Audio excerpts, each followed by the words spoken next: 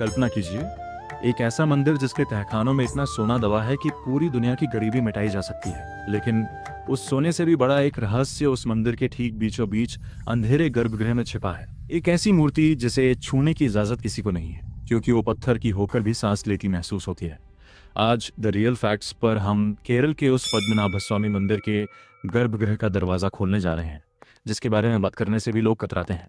कहानी शुरू होती है हजारों साल पहले, जब इस 18 फीट लंबी मूर्ति को बनाने का फैसला लिया गया। लेकिन इसे बनाने के लिए किसी पत्थर की खदान का नहीं, बल्कि नेपाल की बर्फीली चोटियों के बीच बहने वाली गंडकी नदी का चुनाव किया गया।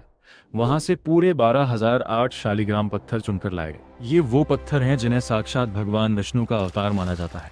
जरा सोचिए, हजारों हाथियों के काफिले ने हजारों मील का सफर तय किया ताकि ये दिव्य पत्थर केरल पहुंच सकें। लेकिन चुनौती ये नहीं थी कि पत्थर कैसे लाए जाएं, चुनौती ये थी कि इन हजारों अलग अलग पत्थरों को जोड़कर एक अटूट शरीर कैसे दिया जाए।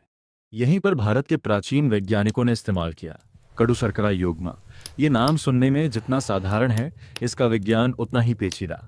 इसमें 108 दुर्लभ औषधियां मिलाई गईं, जिनमें शुद्ध शहद, कच्चे नारियल का पानी, गुग्गुल और कई गुप्त जड़ी बूटियां शामिल थीं। ये लेप इतना शक्तिशाली है कि ये पत्थरों को लकड़ी और धातु के साथ ऐसे वेल्ड कर देता है कि हजारों साल तक उसे कोई एसिड या केमिकल खरोंच तक नहीं पहुंचा सकता। आज के इंजीनियर्स हैरान हैं कि बिना किसी आधुनिक मशीन के उन लोगों ने इतना सटीक बायोपॉलिमर कैसे तैयार किया होगा। अब बात करते हैं उस रहस्य की जो आपको किसी और वीडियो में नहीं मिलेगा।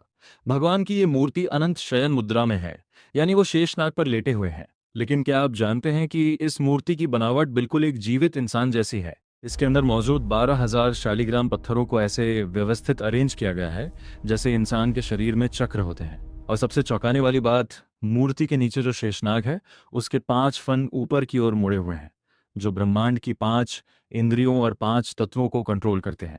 दर्शन की प्रक्रिया भी किसी पहेली से कम नहीं है। आप मंदिर में जाकर भी भगवान को एक नजर में नहीं देख सकते। आपको 3 दरवाजों से गुजरना ही होगा। पहले दरवाजे से प्रभु का शांत मुख और शिवलिंग दिखता है, जो शिव और विष्णु के एक होने का प्रमाण है। दूसरे दरवाजे से उनकी नाभि से निकला कमल और उस पर बैठे ब्रह्मा जी दिखते हैं, जो सृष्टि की रचना का प्रतीक है। और तीसरे दरवाजे से उनके वो चरण दिखते हैं जहां से मोक्ष की प्राप्ति होती है। ऊपर से इस पूरी संरचना को 7,800 किलो शुद्ध सोने की चादर से ढका गया है।